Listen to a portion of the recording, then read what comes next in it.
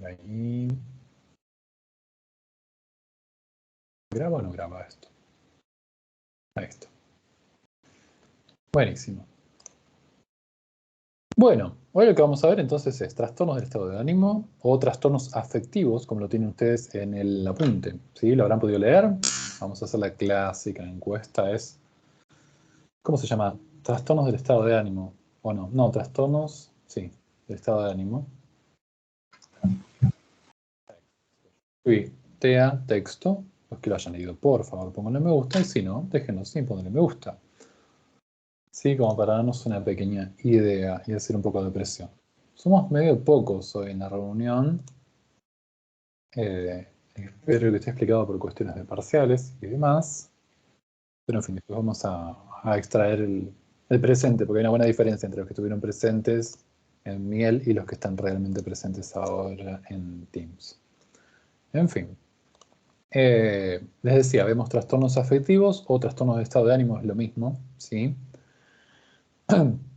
Vamos a hacer algunas desambiguaciones respecto de lo que dice el apunte para poder entender un poco mejor. Nuestra idea, como siempre y por enésima vez les digo, no es reemplazar la lectura del texto. En la clase no van a encontrar que hagamos un repaso página por página del apunte, sino que ustedes puedan tener herramientas para contextualizar mejor lo que el apunte dice, quizás de manera condensada, y ustedes tengan mejores herramientas para poder entenderlo por sí mismos. Así que no van a zafar de la lectura, ¿sí? Vamos a hacer un recorrido entonces, por un lado, con trastornos afectivos unipolares, los vamos a diferenciar los endógenos de los exógenos, como lo plantea también el apunte, y vamos a ver trastornos bipolares para después abordar el tema de tratamiento e intervención, ¿sí? Así que lo vamos a ir haciendo de manera pausada, seguro que hacemos una pausa después de trastornos depresivos, y van a tener la ventaja, si quieren, de que en la primera parte vemos depresiones unipolares y eso implica, por supuesto, ver la mitad del tema, pero también ver la mitad del segundo tema, que es trastornos bipolares, ¿sí? Así que para trastornos bipolares va a estar más allanado el camino porque no va a ser tan difícil. La mitad de los conceptos de ese otro trastorno los van a tener adelantados en la primera clase, en la primera parte de la clase, perdón, ¿sí? Y después de eso hacemos una actividad a través de un Google Forms, que va a ser muy sencillo para ustedes, que va a tener un límite de tiempo hasta mañana después del horario de prácticas. Así que van a tener la mañana de mañana para hacerlo y esta tarde también, ¿sí? Van a tener que elegir opción, dentro de un juego de opciones múltiples, la opción que mejor represente al caso que les vamos a presentar después en una viñeta, ¿sí? Bueno. ¿De qué trata entonces esta cuestión? Solamente 4 personas leyeron el texto, vamos, pero para atrás es poco, ¿no? Chicos, vamos muy mal en ese sentido. Muy, muy mal. Espero que les sirva de incentivo, porque somos 30 y pico. Ni siquiera el 10%, o quizás un 10% ha llegado a leer el material para el día de hoy. ¿Sí? Eso habla un montón de las responsabilidades que tienen ustedes como estudiantes y de la manera que eligen estudiar. Si eligen estudiar todo de golpe antes del segundo parcial, así les va a ir, chicos, ¿sí? Las notas que hemos tenido en promedio entre los 3 profesores, más o menos de un 5 a un 6, 5,5, 5,80 fue el promedio exacto de todas las calificaciones de ustedes. Es un promedio bastante bajo, ¿sí? Y en algunos casos hemos notado que faltaba mucha lectura, sobre todo el texto de Falcone. Un montón de lectura faltó de ese texto. Espero que les pase lo mismo con el tema de los trastornos y de los temas de la unidad número 3, ¿sí? Porque si no vamos a ir muy mal también. Recuerden que pueden recuperar solamente uno de los 2 parciales, no los 2. Bien. 9 personas es algo más que 6. Igual sigue siendo un número extremadamente bajo, sobre todo para los que estamos presentes hoy en día. Bueno, vamos a ver entonces. Trastorno de estado de ánimo, dijimos, depresión, por un lado, unipolar, o sea, la depresión común y corriente, o depresión clínica, como se la suele llamar. Trastorno bipolar tipo 1, tipo 2, ¿sí? Tienen leves diferencias y una última diferencia de trastornos, episodios mixtos, ¿sí? ¿Qué les puedo mencionar? Acerca de lo que han visto en el video de recién, me parecía interesante esto de que las emociones se plantean, vamos a pasar esto, se plantean como con una función evolutiva, ¿sí? Es un enfoque evolutivo acerca de las emociones. Acá en pantalla, esperen que cierro la cámara, así se agranda un poco esto. Espero que se haya agrandado ahí. Acá ustedes pueden ver las emociones que se consideran básicas, ¿sí? Estas 6 emociones son básicas, se supone que están genéticamente predeterminadas y todos tenemos la capacidad de sentir estas emociones, ¿sí? Cada uno lo vive a su modo, pero al fin y al cabo todos podemos sentir miedo, ira, asco, alegría, tristeza o sorpresa, ¿sí? Y también desde estas teorías se piensa que las emociones tienen una función, por empezar, de comunicación y otra función que es de contagio, que ahora la vamos a ver. Con lo que respecta a la comunicación, evidentemente las emociones sirven para comunicar algo, sirven para comunicarle algo a los demás y comunicarle algo a la propia persona, ¿sí? De una manera bastante inequívoca. ¿Sí? A veces uno, por ejemplo, se me ocurre en una situación, podría no estar del todo seguro si está contento acerca de algo o si está triste acerca de algo. Sin embargo, las emociones cuando se activan, por ejemplo, se activa la tristeza, uno evidentemente tiene la confirmación de que por lo menos una parte del juicio de uno está confirmando que esa situación le produce tristeza. Informa hasta la propia persona acerca de lo que está pensando. E informa sobre todo a los demás e incluso puede contagiar en el sentido de que a través de la empatía, cuando una persona, por ejemplo, ve a otra llorar, enseguida puede sentirse prácticamente como se siente la otra persona. Sintiendo empatía puede sentir un poco de tristeza con simplemente ver a otra persona llorar. Es mucho más fácil y es mucho más común en niños ver esto que en adultos. Los adultos tenemos la ventaja de que podemos mediar esto controlando nuestras emociones mucho mejor que un niño y que podemos controlarlas también a través de la palabra, mucho mejor que un niño. Sí, pero genéticamente hablando, evolutivamente hablando, venimos programados para sentir empatía y programados para sentir, para comprender las emociones en los demás y en nosotros mismos como mensajes de. Ahora veremos de qué son esos mensajes. Básicamente decimos, comunican. Y estas serían como las emociones básicas, ¿sí? Que uno tiene, digamos, con el Windows que le manda Dios de entrada, ¿no? El sistema operativo con el que venimos suele incluir estas emociones, ¿sí? Obviamente en nuestra vida adulta estas emociones se van complejizando a medida que se van superponiendo. Es hasta cierto punto comprensible sentir algo de asco mezclado con ira o tristeza mezclada con alegría, que también puede suceder, la nostalgia, por ejemplo, ¿sí? El miedo también con la sorpresa, etcétera. Las emociones se pueden combinar, pero básicamente estas serían como las básicas, las que están en los cimientos, ¿sí? Por lo menos de estas teorías que hemos visto levemente en el video. Por ejemplo, acá se plantea desde Ekman supera lo que está en su apunte, ¿sí? Esto simplemente es un contenido introductorio para ustedes. Eh, por ejemplo, la sorpresa tendría, por empezar, la función de comunicar y de contagiar, que a la persona le ha producido la sensación de curiosidad e impulsa el comportamiento de exploración, ya que algo le produce curiosidad, ¿sí? El asco también impulsa el comportamiento de rechazo, ¿sí? La alegría, la afiliación, que sería básicamente como me cae bien esta persona, este grupo de personas, o esto es algo que a mí me agrada, y la otra persona fácilmente puede comprenderlo. El miedo a la protección, la ira a la defensa, ¿sí? Y la tristeza, la reintegración. La reintegración sería de aquello que se perdió.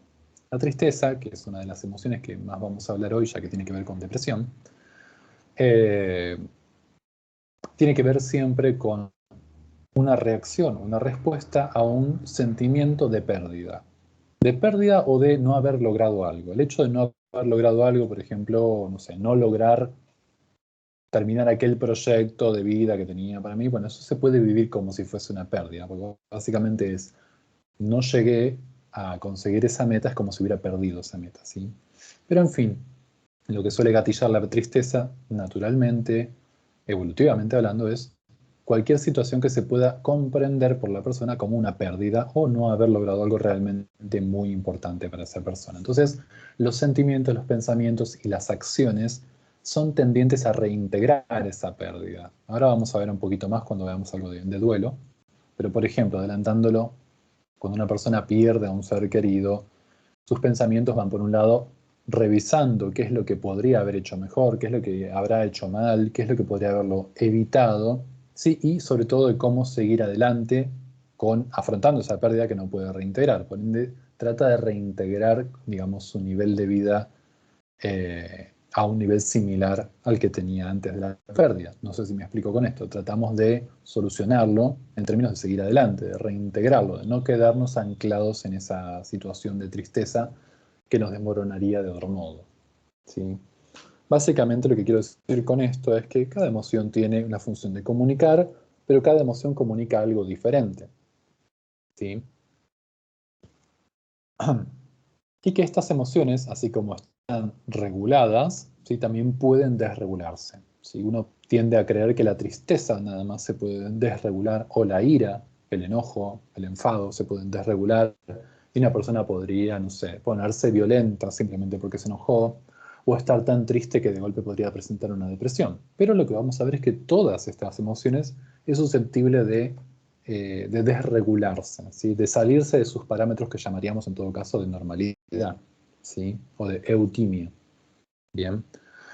Vamos a ver que también va a ser el caso de la alegría, aunque parezca mentira también. Cuando vemos en trastornos bipolares vamos a ver que esta es una de las emociones que también se puede regular, y no solamente la ira, la tristeza o el miedo. El miedo pueden asociarlo con ansiedad, ¿sí? Cuando se desregula esta emoción biológicamente programada, pueden darse activaciones muy intensas, muy frecuentes, ante estímulos que no son realmente peligrosos, y ahí tenés, por ejemplo, lo que es la base de la ansiedad, ¿sí? Bueno, en fin, esto es muy introductorio. Lo que queríamos decir, para terminar de introducir el concepto, es que, a ver, para resumir lo que están viendo ahora en pantalla, las emociones tienen un carácter hereditario, tienen un origen biológico. En esto que dice indeterminación cultural de las emociones significa que entre todas las culturas se presentan estas 6 emociones básicas, o se presentarían estas 6 emociones básicas, lo cual es prueba, o sería prueba, de que las emociones vienen ya genéticamente programadas para poder utilizarse como estos comportamientos de comunicación y de contagio. Esa sería la función de las emociones, función de comunicar a la persona y a los demás, y función de contagio, es decir, que los demás puedan simplemente por ver a una persona expresando una emoción, comprender cómo se siente, aunque después puedan pensar que ellos no se sienten igual, ¿sí? Pero básicamente uno entiende, cuando ve a alguien triste sabe enseguida cómo se siente, y se da una idea de lo que la otra persona estaría pensando, muy grandes rasgos, simplemente por ver eso. Lo mismo cuando alguien se ríe, ¿sí? Es fácil contagiar esa emoción a otras personas, y eso es algo que está un poco por fuera de nuestro control, ¿sí? Bien, y también tiene una función, por supuesto, motivacional, porque todas las emociones empujan hacia alguna acción relativamente determinada. El miedo empujaba a protegerse, la alegría a compartir con los demás, ¿sí? ¿Qué más? La ira a defenderse, ¿sí? Y la tristeza, en este caso, vamos a ver cómo es que se las arregla para producir estos comportamientos que decíamos son tendientes hacia la reintegración. En el video acerca de estos comportamientos motivados por la tristeza, una de las emociones, tenía que ver con lo que llamaban rumiación. ¿Sí? Mostraban el ejemplo de una vaca. No sé si tienen en claro qué es lo que hace, por qué llamamos a la vaca un animal rumiante. ¿Tienen idea de por qué es? Además de por qué rumia. ¿Qué significa eso? ¿Tiene que ver con el proceso digestivo de la vaca, profe? ¿Sí? ¿Algo más?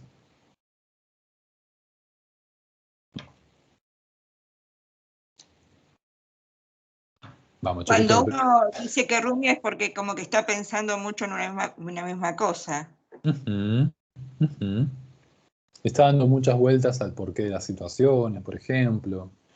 Se parece a una vaca que tiene varios estómagos, y lo que hace es, una vez que come pasto, lo mastica un montón, lo traga, lo vuelve a masticar, sí, lo vuelve a tragar, y así sucesivamente. Creo que tiene 4 estómagos, así que imagínense la cantidad de veces que está masticando el mismo pasto. Por eso se usa la metáfora de rumiar para decir que uno está masticando una y otra vez los mismos pensamientos repetitivos. Y esos pensamientos repetitivos son tendientes a preguntarse por qué le pasó esto a la persona, por qué me pasó esto a mí, mejor dicho, cómo podría haber hecho para evitarlo, qué puedo hacer en el futuro para evitarlo, y todos estos pensamientos que de por sí son evolutivamente adaptativos, en el sentido de que no está mal después de una pérdida, imagínense un duelo, ¿sí?, la pérdida de un ser querido, por ejemplo, preguntarse qué es lo que uno pudo haber hecho mal. Tampoco está mal preguntar cómo poder evitarlo en el futuro, tampoco está mal preguntarse cómo hacer para seguir adelante sin eso, ¿sí? Evolutivamente hablando tiene sus ventajas, por eso es que es un comportamiento que se mantiene en nuestra especie. Pero, como todo comportamiento, tiene la capacidad de desregularse. Y como toda emoción también tiene la capacidad de desregularse, ¿sí? De que las cosas se salgan de control y que eso termine derivando en una depresión. Así que vamos a ver que tristeza y o duelo, se van a parecer enormemente a lo que sería una depresión, al punto de que son iguales, excepto por algunas cuestiones, que vamos a desarrollar ahora, ¿sí? Vamos a tener que diferenciar entonces la tristeza o melancolía de lo que vendría a ser una depresión en términos como las entendemos hoy, que es un trastorno, ¿sí? ¿Qué es lo que va a convertir entonces en un trastorno? Por supuesto que estas respuestas por ejemplo, la rumiación, ¿sí? O la preocupación excesiva, o el tratar de eliminar un pensamiento de nuestra mente, sea una estrategia que en principio a corto plazo es efectiva, pero a largo plazo, si se mantiene, termina derivando muy probablemente en lo que es una depresión, ¿sí? Es normal rumiar después de una pérdida, es normal preocuparse cuando uno siente miedo, pero si esto se extiende, por ejemplo, en el tiempo, o sea, la duración, en la frecuencia o en la intensidad con la que se ejecutan esos comportamientos que tienden a querer regular las emociones, y son estrategias que terminan siendo a largo plazo desadaptativas, es normal que deriven en lo que va a ser una depresión, ¿sí? Ahora le vamos a dar un poquito más de vuelta a todo eso. Pero lo que yo quiero que tomen de esto, por eso amplío lo que tienen ustedes en el apunte, es que todos tenemos emociones, todas esas emociones siempre pueden intentar regularse de una manera adaptativa y desadaptativa. Y lo que llamamos desregulación emocional es lo que puede estar en la base de lo que son todos los trastornos que vienen viendo, ¿sí? Salvo lo que tiene que ver con psicosis, que todavía no lo hemos visto, y lo que tiene que ver con demencia. Bueno, la demencia también tiene un origen orgánico. Estamos hablando acá de cuestiones psicológicas propiamente dichas, ¿sí? Bueno, dicho todo este preámbulo introductorio, ahora sí vamos a diferenciar entonces depresión de tristeza, ¿sí? La tristeza es una emoción válida, como la hemos visto recién. La depresión es un trastorno, ¿sí? ¿En qué se diferencian? Bueno, podemos empezar por ver estas cuestiones que tenemos acá marcadas: duración, la sintomatología, las causas de cada una y también, por supuesto, su respuesta al tratamiento, ¿sí? El tratamiento que requieren. Por ejemplo, la tristeza no requiere ningún tratamiento específico, en cambio la depresión, al tratarse de un trastorno, ¿sí? Estamos hablando de que requiere un tratamiento psicoterapéutico y o psicofarmacológico, por ejemplo. Bien. En fin, hablemos entonces de la duración, ¿sí? La tristeza es una cuestión pasajera, totalmente aceptable, puede durar cuestión de horas, puede durar cuestión de días, ¿sí? Sin embargo, la depresión tiene una duración que es mucho mayor, puede durar semanas, meses o años, así que estamos viendo un criterio simplemente de duración entre una emoción y un trastorno. José, ¿querés decir algo? ¿No? Hola, profe, sí, sí. Hola, hola. Sí, sí. Quería preguntarle si la depresión se puede considerar consecuencia de un trauma postraumático. ¿De un trastorno de estrés postraumático, querés decir? Sí, sí, eso es. Mira, es espinosa la pregunta. Está bastante asociado el trastorno de estrés postraumático a lo que sería depresión. En sí mismos son dos cuadros diferentes, no son lo mismo. Uno es un trastorno de ansiedad, el trastorno de estrés postraumático, y esto sería un trastorno de estado de ánimo. No es exactamente igual. En la clínica, lo que les voy a mostrar a continuación es un trastorno puro, pero en la clínica lo que suele pasar es que los trastornos aparecen mezclados. Si nadie tiene, o pocas personas tienen una depresión pura y nada más, normalmente tienen síntomas de ansiedad también. Y al revés, la gente que tiene trastornos de ansiedad francos, rara vez los presentan de forma pura y vienen mezclados con síntomas depresivos, ¿sí? Pero técnicamente es posible presentar solo depresión y o solo ansiedad, ¿sí? A consecuencia de, por ejemplo, aislarse, no sé, se me ocurre que tenga dificultades laborales, son frecuentes las dificultades también en lo que tiene que ver con el matrimonio, el cuidado de los hijos, las relaciones sociales, en lo que es un trastorno de estrés postraumático. Es probable que la persona, al terminar aislada, también termine deprimiéndose, porque se gatillan estos sentimientos de pérdida. ¿sí? Es la pérdida, por ejemplo, de tu entorno social, de tu trabajo, de sentirte incapaz de poder salir adelante, y eso puede gatillar una depresión aparte, pero no es obligatorio, no es que siempre va a ser así.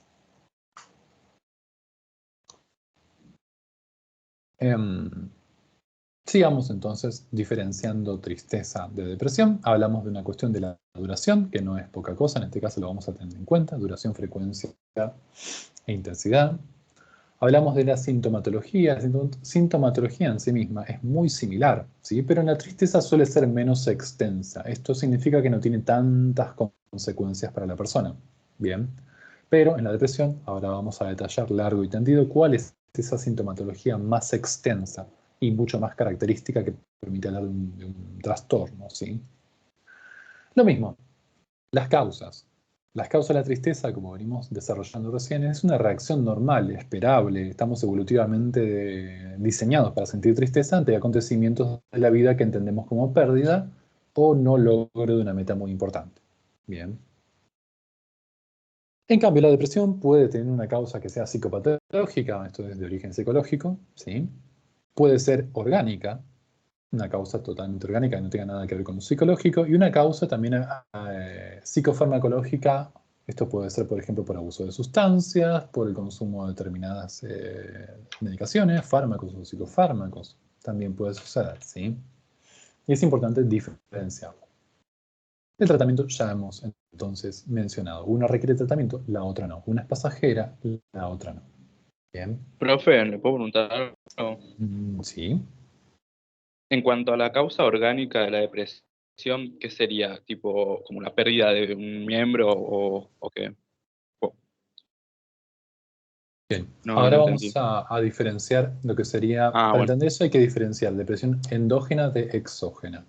Si no me equivoco, la Ah, siguiente ok. filmina, no es la siguiente filmina. Pero bueno, adelantemos un poco. No es necesariamente la pérdida de una extremidad, una amputación, tampoco es necesariamente que te hayan diagnosticado una enfermedad terminal o algo por el estilo. Ahora lo vamos a ver bien, conservar esa pregunta entonces. Lo último que digo en relación a este preámbulo de qué serían los requisitos para llamar trastorno, en este caso a lo que vendría a ser la depresión, como habíamos dicho, es no solo los síntomas, sino solo la sintomatología, que si bien es más extensa, no se basa solo en los síntomas, se basa en la duración, en la frecuencia y la intensidad, o sea, en la fuerza, el volumen de estos síntomas también, ¿sí?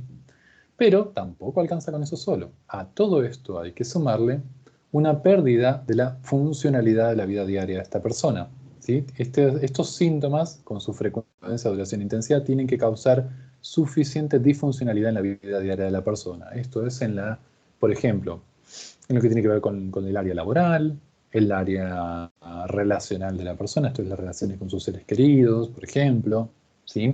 En el área académica, etcétera. Tiene que generar suficiente malestar clínicamente significativo en términos de que implique un deterioro en la funcionalidad de la vida diaria de la persona, ¿sí? Eso es lo que va a también marcar la diferencia entre una simple tristeza, por decirlo así, o simplemente una emoción que se desreguló en algún momento nada más, y lo que es un trastorno, ¿sí? Uno un día puede tener justamente un día de extrema tristeza y justamente desregularse la emoción de la tristeza, bien, pero para poder diagnosticar una depresión tienen que estar todos estos condimentos en la mesa, ¿sí?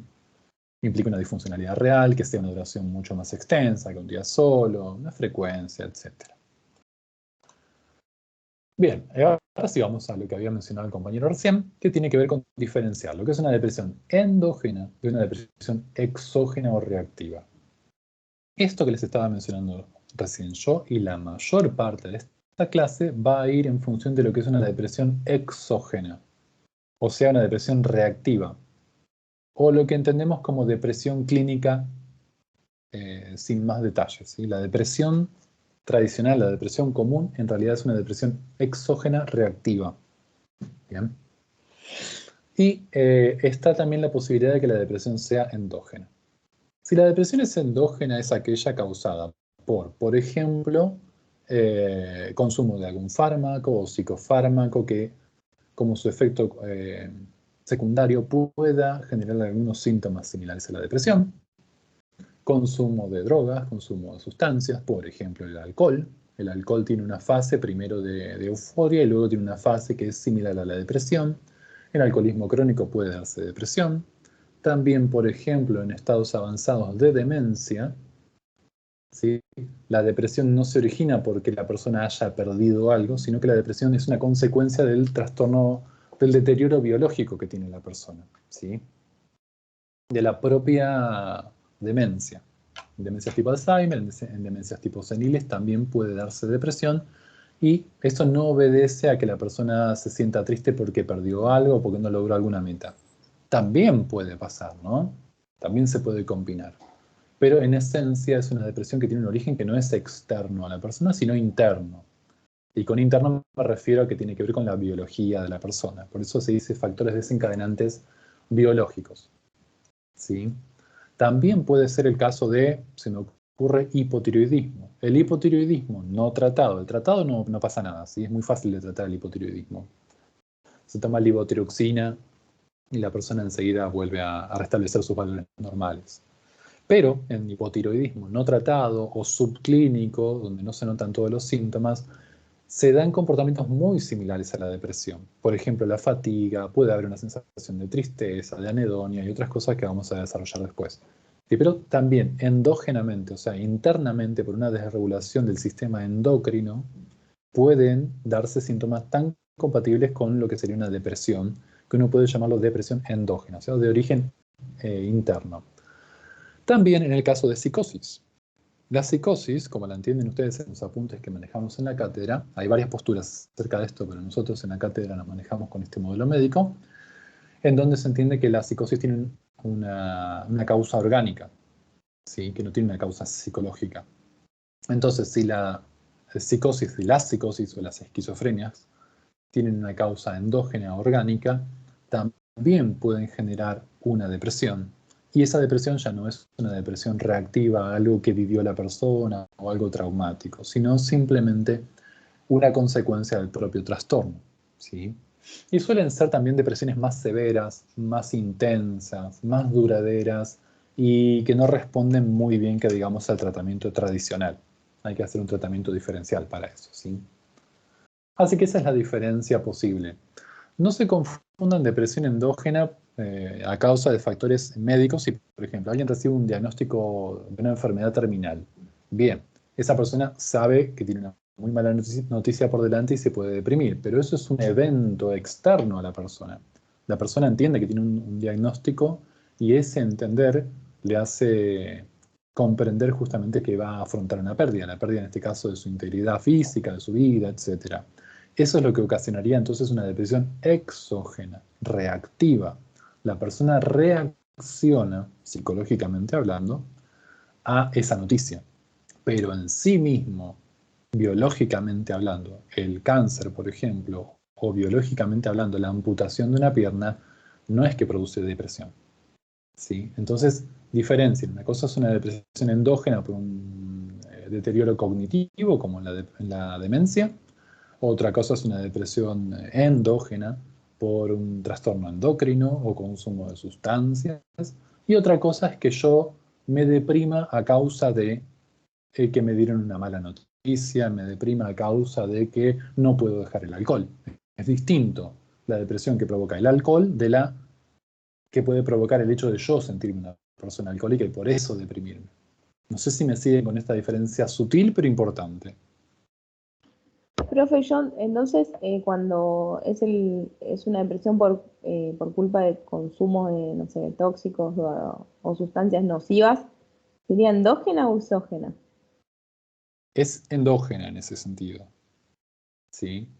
Es endógena. Ahora, esto no quita que la persona, suponete una persona que está en recuperación de un problema con el alcohol, por ejemplo, después desarrolla una depresión reactiva, o sea, exógena, porque se entiende a sí mismo como una persona que le cuesta mucho superar su alcoholismo. Eso también podría deprimirte.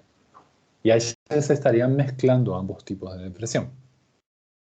Ah, ok, profe, gracias.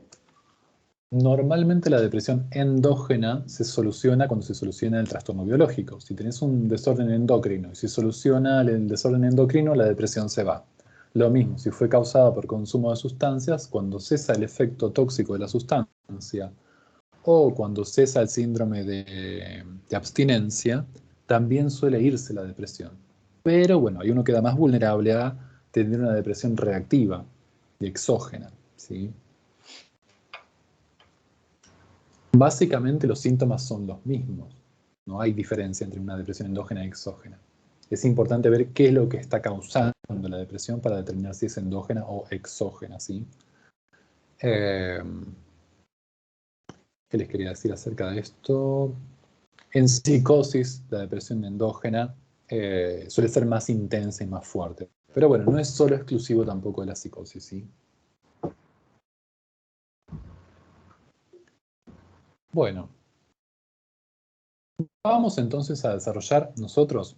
A ver, en el apunte ustedes tienen una leve descripción de lo que sería depresión endógena psicótica, ¿sí? Yo no me quiero meter con eso porque para eso tendríamos que definir síntomas positivos y negativos, tendríamos que hablar de delirio, alucinación y demás, y comportamiento desorganizado, por ejemplo. Y todo eso lo vamos a ver en la clase de psicosis, ¿sí? Así que ¿para qué empezar a explicar psicosis ahora si lo podemos explicar en otro momento? Bien. Total, los síntomas depresivos que se van a mostrar ahí, salvo los de que tienen que ver con delirio, alucinación y comportamiento desorganizado, los demás síntomas son iguales, son los mismos, ¿sí? Así que yo voy a dedicar tiempo a explicar en la clase, para que ustedes después puedan abordar por sí mismos el apunte, lo que es depresión reactiva o exógena, ¿sí? Por lo menos en esta primera parte de la clase. Después nos la vamos a ver con episodios maníacos para poder entender lo que serían desórdenes bipolares, ¿sí? Bueno, estos son, acá están los síntomas más importantes que tienen que ver con un trastorno depresivo mayor, ¿sí? Esto es lo que sería el trastorno. Vamos a ver 5 síntomas, acá tienen 2 nada más, después les muestro los otros 3. Estos síntomas, que son afectividad depresiva y anedonia, ¿sí? Son los que no pueden faltar. Uno de estos dos tiene que estar sí o sí. Los otros síntomas son accesorios. Puede que esté uno, puede que no esté el otro y así. Pero alguno de estos dos que ven en pantalla no deben faltar. Si no, no se puede hablar de trastorno depresivo mayor. Pero también habíamos dicho que no se trata solamente de los síntomas. Se trata de su duración, se trata de su intensidad, etc. ¿Sí? Por eso decimos, al menos 5 de los siguientes síntomas presentes durante el mismo periodo, o sea, no en periodos distintos, tienen que estar todos juntos, al menos presentes por 2 semanas, mínimo. En estas 2 semanas tiene que ser casi cada día, si no es que estuvo el primer día de la semana y el último, sino casi cada día, y la mayor parte del día tienen que estar presentes los síntomas, ¿sí? Así que no es cualquier presentación. Y por lo menos uno de esos síntomas tiene que ser o afectividad depresiva o anedonia. La afectividad depresiva, sí, no es solamente tristeza, se puede vivir de muchas formas. Bien. Se puede vivir como tristeza, se puede vivir como irritabilidad, esto es como enojarse fácilmente, tener la mecha corta, soportar menos el día a día, que todo te molesta, estar más nervioso, más fastidioso para con los demás y para con uno mismo.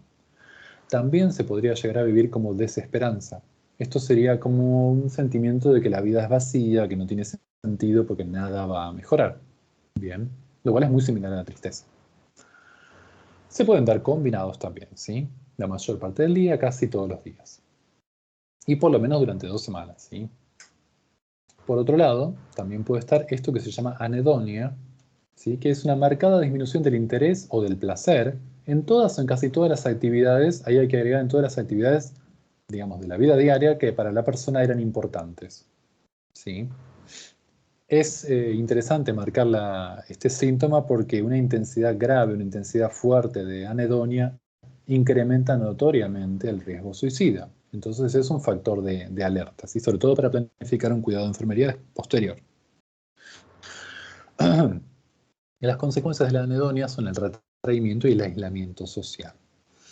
A ver, vamos a definir un poquito más anedonia, que es más difícil de entender. Para los memoriosos se van a acordar que anedonia era una de las alteraciones cualitativas de la voluntad. estaban las alteraciones cuantitativas, o sea, la cantidad, la intensidad del comportamiento voluntario, y había una posibilidad de alteración del comportamiento a nivel cualitativo.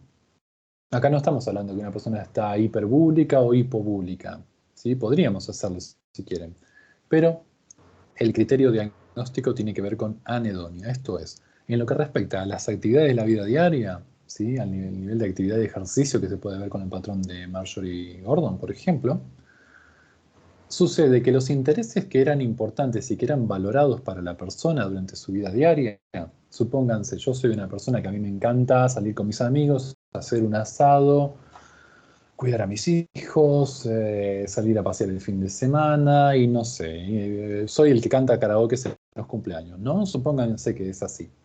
Supongan que eso es algo básico, que yo tengo ya de por sí. Después de la depresión, ¿sí? O después del evento que desencadena la depresión, lo que sucede es que yo pierdo el interés por ser el centro de la fiesta, por invitar a mis amigos, ya no disfruto lo mismo cuidando a mis hijos, ya no disfruto, por ejemplo, haciendo las cosas que me gustan. Sí, perdón, alguien habló de fondón. Un momento así terminamos de desarrollar ¿sí? Entonces, yo ese interés por esas actividades que yo valoraba antes, ¿sí? Lo empiezo a perder, ¿sí? Eso es lo que se llama anedonia. No vale, por ejemplo, que yo de por sí nunca hubiese sido una persona muy sociable, nunca hubiese sido el centro de la fiesta, nunca me hubiese gustado demasiado ir a jugar a la pelota con mis amigos. Si yo no era así antes del evento que desencadena la depresión, eso no se puede entender como anedonia, ¿sí? Sino cualquier persona que, no sé, de golpe abandona un hobby que le gusta, o de golpe cambia de carrera, o deja la carrera, o de golpe un día está cansado y no disfruta tanto cuidar a sus hijos, eso puede pasar, ¿sí? No significa que de por sí tenga anedonia. Tiene que ser un interés previo, que la persona tuviera, algo que la persona de por sí valorase mucho, ¿bien? Si no, todas las personas que, no sé, no cantan karaoke en un cumpleaños resulta que están todas deprimidas. No, no estamos diciendo eso. Estamos diciendo en función de los intereses que la persona ya tenía como bien valorados para sí misma. ¿Qué más decirles acerca de esto? También no es cuestión de tener anedonia o afectividad depresiva pasajera. Si uno se puede deprimir, uno puede sentir anedonia, sobre todo un domingo a la tarde, ¿sí? Pero tenerlo casi dos semanas, casi todos los días, la mayor parte del día, eso ya es lo que va a marcar la presencia de un diagnóstico. ¿Bien? Y tampoco significa que sea el fin de los tiempos. En realidad esto también puede ser pasajero, pero sí se puede hablar de trastorno. ¿Bien? Lo que tiene la depresión es que la depresión suele ser episódica, así que es común que en la depresión haya episodios depresivos, ¿sí? Entonces, esos episodios depresivos no son de una vez y para siempre. ¿Sí? Estas 2 semanas, por ejemplo, pueden ser 3 semanas, pueden ser 4 semanas, y después la sintomatología podría ceder, podría desaparecer. ¿Bien? Pero el hecho de superar las 2 semanas casi cada día, la mayor parte del día, a mí me permite hablar de un trastorno. Si no, estaría hablando de una simple tristeza. Bien. Y después de eso yo ya puedo hablar de episodios, de que los episodios remiten, o sea que dejan de tener importancia los síntomas, de que vuelven a aparecer, de que hay una recidiva, una recaída, etcétera, etcétera. Bueno, ¿me siguen hasta acá entonces? Sí, profe. Venimos. Sí, profesor. Bien, buenísimo. Buenísimo. Bueno, estos son los síntomas, como dijimos, que no deberían faltar, que no pueden faltar para poder hablar de un trastorno. ¿Sí? Ahora vamos a ver los que son los síntomas accesorios, no por eso son menos frecuentes. Bien. A ver, un segundo. Bueno, esta es la aclaración que ya habíamos hecho, es los síntomas provocan un malestar que tiene que ser clínicamente significativo, ¿sí? No es una simple y leve tristeza, no es un simple, bueno, no tengo ganas de ir a jugar a la pelota hoy, por ejemplo, o no tengo ganas de juntarme con mis amigos hoy, ¿sí? Tiene que ser tan significativo que implica un deterioro en el área social, o sea, en la relación con los demás, ocupacionales, lo que tiene que ver con el trabajo, o cualquier otro área importante para la persona, como un hobby, por ejemplo, o como estudiar, en el caso de ustedes que son estudiantes, ¿sí? El episodio, bueno, no es atribuible a efectos fisiológicos de una sustancia u otra enfermedad médica, es para descartar lo que sería una depresión endógena. Si está causado por psicofármacos, no tiene ningún sentido hacer un tratamiento. Lo que hay que hacer es regular la medicación. o instruir a la persona que los fármacos que está tomando, que no puede dejar de tomar por cualquier otra cuestión que tuviera de salud, pueden ocasionar síntomas compatibles que podrían esconder entonces una depresión, ¿sí? No tiene que haber un trastorno psicótico, sino es preferible diagnosticar psicosis que depresión, aunque en la psicosis puedan haber síntomas depresivos, ¿sí? En el apunte ustedes lo pueden entender a eso como trastorno depresivo endógeno, ¿sí? Pero lo más normal en realidad no es diagnosticar depresión endógena cuando hay psicosis. Cuando hay psicosis lo más normal es diagnosticar psicosis propiamente dicho, ¿sí? Y el último, el que dice, nunca ha habido un episodio maníaco o de hipomanía. No voy a explicar ahora episodio maníaco ni hipomanía, lo voy a hacer después, pero esto es extremadamente importante. Nunca tuvo que haber un episodio maníaco o de hipomanía. Si hubiera habido tan solo un episodio de manía o un episodio de hipomanía, que no sabemos qué es todavía, con un solo episodio de todos esos ya no podemos hablar más de depresión. Sí, vamos a hablar de trastorno bipolar, pero prometo explicar eso en la segunda parte de la clase, ¿sí? Al fin y al cabo ustedes saben que tienen que descartar algo extremadamente importante, que sería esto, que nunca haya presentado un trastorno maníaco o hipomaníaco, porque eso tiene una profunda implicancia en la manera de tratar al caso, sobre todo en lo que tiene que ver con la elección de los psicofármacos. Bien, hecha esta aclaración, a ver a dónde nos lleva este Power. Los otros síntomas, claro. Se había dicho que iba a ser los síntomas acompañantes o accesorios, ¿sí? Es muy frecuente. ¿Se acuerdan que había 5 síntomas, no? Uno podía ser o estado de ánimo depresivo o anedonia. Bueno, acá están los otros 4. 1, 2, 3, 4, ¿sí? De todos estos son síntomas acompañantes. ¿Por qué se llaman síntomas acompañantes? Si no hubiera anedonia, por ejemplo, pero si hay fatiga y hay disminución de la capacidad para pensar o insomnio, de por sí no es depresión, puede ser cualquier otra cosa. Ahora, si hay anedonia y cualquiera de estos síntomas, sí. Se puede hablar de depresión siempre y cuando cumpla el criterio de duración, el tiempo. Por eso son accesorios. Estos síntomas de por sí no alcanzan para diagnosticar, los otros sí. Bien. Podría haber alguno de estos o podría haber otros síntomas que yo no incluí. La lista es mucho más larga que todo esto. Estos son los más frecuentes de todos, ¿sí?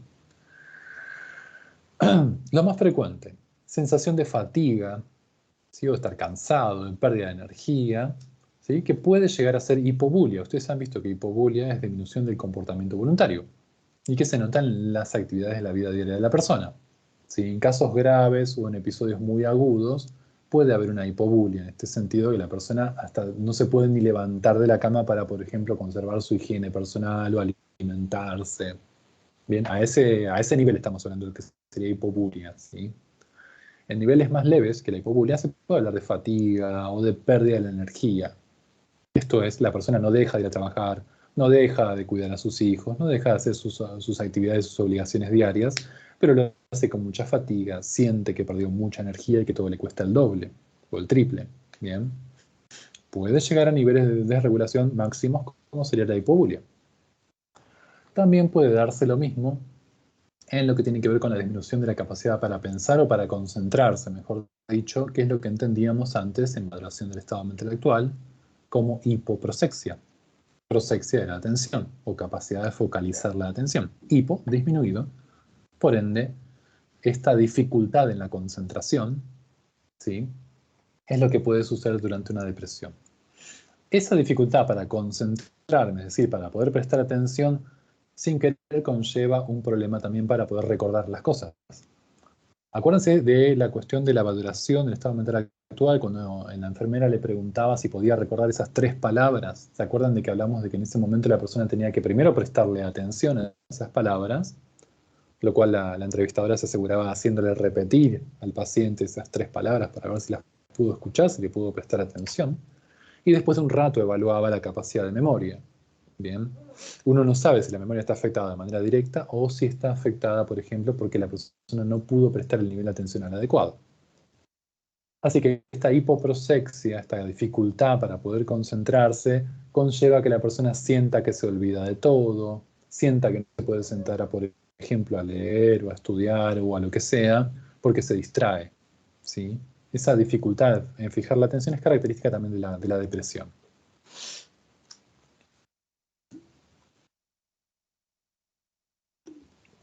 Cuestión que en el video ustedes han visto que también hay un aumento para la capacidad de concentración que viene de la mano de la rumiación.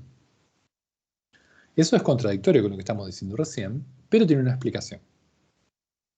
Es contradictorio porque por un lado estamos diciendo hipoprosexia, dificultad para concentrarse, y por otro lado decimos cómo se concentra esta persona mucho en sus pensamientos, las rumiaciones, en estos pensamientos que tienen que ver con el por qué me pasó esto, por qué a mí, cómo me pasó, resulta que nunca voy a poder solucionarlo. Sí, el típico pensamiento depresivo. La persona está tan concentrada en esos pensamientos repetitivos que van básicamente en automático. La persona no tiene mucho control acerca de pensar o no pensar en eso. No es tan fácil no pensar en eso. De hecho, está comprobado científicamente que los esfuerzos para no pensar en eso y para evitar pensar en eso deliberadamente conducen al fracaso. Conducen a que uno piense todavía más en esa pérdida. Y eso aumenta todavía más la rumiación, lo cual trae la consecuencia de cronificar la depresión. La persona está tan concentrada entonces en estos pensamientos repetitivos, rumiativos, automáticos, que su capacidad de atención para otras cuestiones se ve disminuida. Entonces, eso también ocasiona una hipoprosexia y una probable hipomnesia. ¿Me siguen hasta acá? Sí, profesor. ¿Alguien que no me siga? Sean valientes.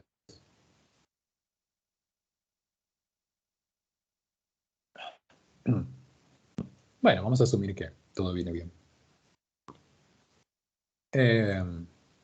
Lo mismo también puede suceder con el comportamiento alimentario de la persona, ¿sí? Y eso lo vemos como hiporexia o hiperorexia. Lo típico, lo que se llama depresión típica, depresión reactiva típica, es que haya hiporexia. ¿Qué significa hiporexia? La pérdida de la noción del apetito. ¿La pérdida de la noción de qué?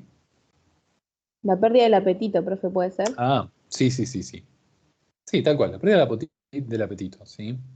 Pero no es cualquier pérdida del apetito. Tiene que tener una consecuente disminución de por lo menos el 5% del peso corporal que presentaba la persona antes del episodio depresivo, ¿sí? Siempre teniendo en cuenta los valores que ya tenía la persona antes, ¿no? O sea, no es que es a partir de determinado peso, sino el peso que tenías antes. Para notar que hubo una disminución real del apetito, tiene que haber un cambio por lo menos del 5% del peso corporal sin haber hecho dieta. Yo estoy haciendo dieta, no vale. ¿Sí? Si estoy haciendo dieta, nadie me puede computar una hiporexia. Eso puede ser producto de la dieta, justamente. Eso es lo más típico. Lo atípico, si bien pasa mucho, no es lo más frecuente de todos, es que sea lo contrario. Que en vez de que se te cierre el apetito, se te cierre el estómago, al contrario, haya una hiperorexia y la persona aumente de peso comiendo constantemente durante el contexto de los otros síntomas del episodio depresivo. O sea, no es solamente que de golpe tenés hambre o que de golpe querés romper la dieta. Tiene que implicar un cambio del 5% en el peso previo de la persona. Tiene que ir en conjunto con todos los otros síntomas y tiene que tener una duración en el tiempo lo suficientemente grande como para cubrir esas 2 semanas, ¿sí? Lo mismo, sin haber hecho dieta, ¿sí? Hay gente que hace dieta incluso para subir de peso cuando van al gimnasio, ¿bien? Así que no va por ese lado. Y lo mismo, también puede haber insomnio e hipersomnia, que no es exactamente lo mismo. Como esta persona está repitiendo constantemente los mismos pensamientos de culpa, de por qué me pasó a mí, y todos estos pensamientos depresivos, le cuesta dormirse, le cuesta conciliar el sueño. Cuando apoya la cabeza en la almohada, lo que hace es justamente pensar en esto que trata de evitar pensar. ¿Sí? O al contrario, quizás se ponga a pensar deliberadamente en esto y no le encuentre una solución. ¿Sí? O quizás no le encuentre una solución pensando. Entonces eso perpetúa justamente la depresión y puede dar origen al insomnio, la dificultad para dormir. También puede darse que a consecuencia del insomnio la persona duerma, pero no descanse, ¿sí? O duerma pocas horas y esté con mucho sueño durante todo el día, o duerma la cantidad de horas que quiera, a veces duerme mucho, ¿sí? A veces un fin de semana se duerme mucho más de lo que hubiesen dormido durante la semana, y sin embargo siente que no han descansado. Es como si la cabeza nunca hubiese podido parar de pensar. ¿Bien? Acá tengo una explicación un poquito más clara de lo que es una hipersomnia. Creo. Espero que lo puedan ver. Quedó un poquito chiquito ahí. La verdad que no salió muy grande la imagen. A ver, insomnio no es lo mismo que hipersomnio, ¿sí? Por eso lo diferenciamos. Suele uno ser la consecuencia del otro. Bien. Trastorno del sueño que provoca que una persona se sienta muy sonolienta durante el día. Si yo tuve insomnio y no dormí bien, tengo sueño durante el día. Pero también puede darse, como decíamos, que duerma un montón y sienta que no descansó y esté cansado. Eso se conjuga con lo que habíamos dicho antes de fatiga. E incluso empiezan los dolores corporales, empieza también a potenciar esta hipoprosexia, porque una persona que no duerme bien no puede prestar la misma atención que una que sí durmió bien.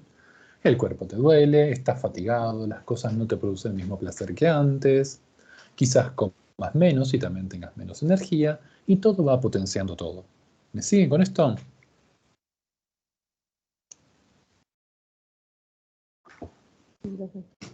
¿Sí? Sí, profe. Bueno, muy bien, vamos re bien con el tiempo, ¿eh? Muy bien. Acá pueden ver un poquito del contenido del pensamiento, ¿sí? El contenido del pensamiento, a ver, estamos hablando de que el curso y el ritmo del pensamiento no tienen por qué estar alterados acá el juicio no tiene por qué estar desviado, no estamos hablando de delirios, ni alucinaciones, ninguna pérdida de juicio, ¿sí? Tampoco estamos hablando de demencias. Hablamos de la depresión clínica tradicional, ¿bien?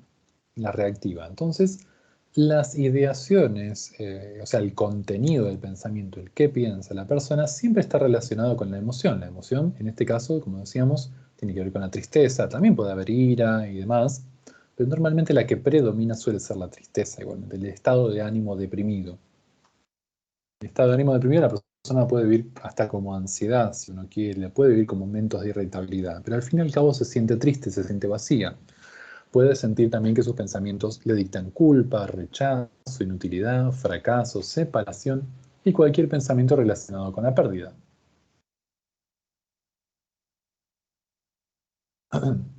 Estos pensamientos, todos estos temas que ven acá, ¿sí? Todos tienen que ver con una visión negativa de sí mismo, del entorno, o sea, del alrededor y del futuro.